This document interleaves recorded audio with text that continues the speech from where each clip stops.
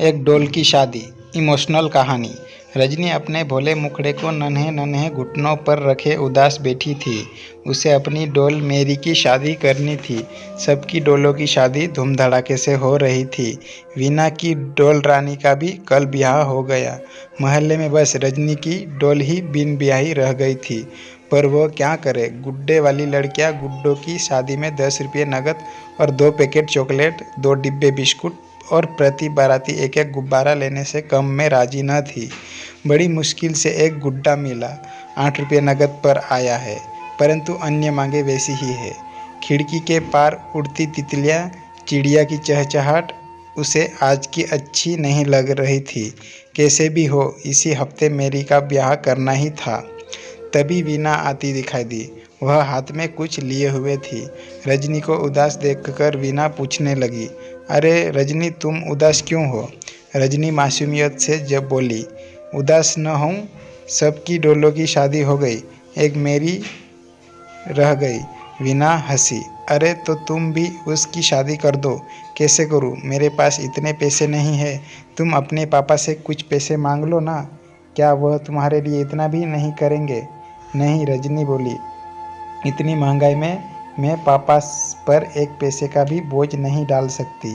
मैं अपनी डॉल को ऐसे गुड्डे से ही ब्याहूंगी जो एक पैसे भी दहेज न ले। रजनी ने किसी बूढ़ी अम्मा की तरह हाथ हिलाया। तब तो हो चुकी तुम्हारी मेरी की शादी, वीना ने कहा। अच्छा, अब मैं चलती हूँ। मुझे आज मम्मी पापा सर्कस दिखाने ले जा रहे हैं। स्कूल का काम जल्दी निपटाना है। रजनी वहीं खड़ी रही। कुछ देर बाद ट्रक का हॉर्न सुनकर उसने चौंक कर देखा। ट्रक बगल वाले घर के दरवाजे पर खड़ा था। कई दिनों से साथ वाला मकान खाली था।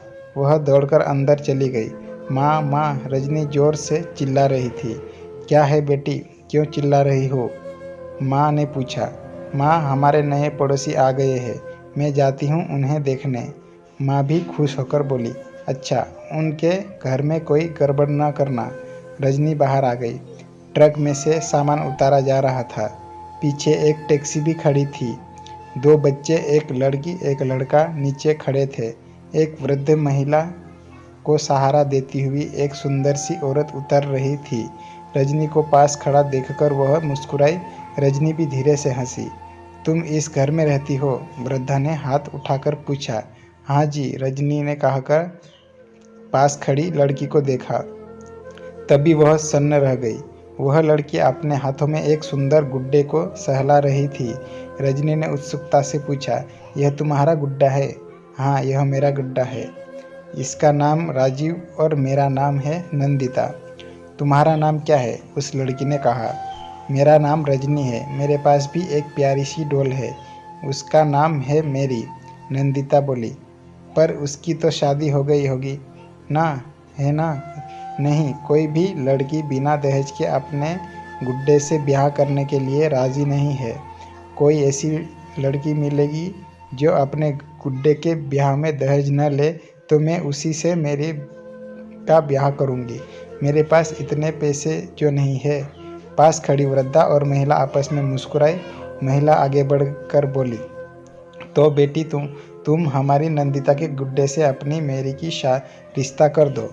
इस गुड्डे के भी शादी नहीं हुई है, नंदिता ने कहा।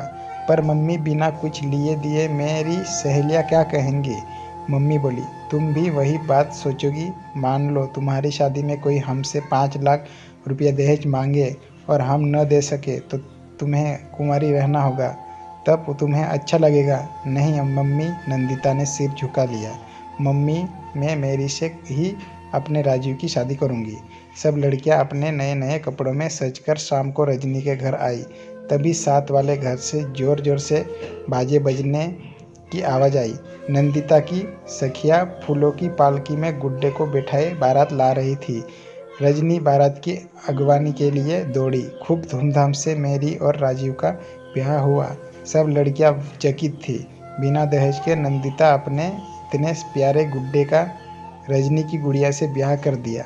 आज रजनी की गुड़िया चली गई थी, परंतु फिर भी वह खुश थी। इस कहानी से हमें यह सीख मिलती है कि दहेज लेना और दहेज देना दोनों ही सामाजिक बुराई है। इन्हें जड़ से ख़त्म करने की आवश्यकता है। तो दोस्तों, आप लोगों को ये कहानी कैसी लगी कमेंट करके जरूर बताइए। अच्छी लगी तो वीडियो को लाइक एंड चैनल को सब्सक्राइब जरूर कर ले। मिलते हैं नेक्स्ट वीडियो में, तब तक के लिए जय हिंद, जय भारत।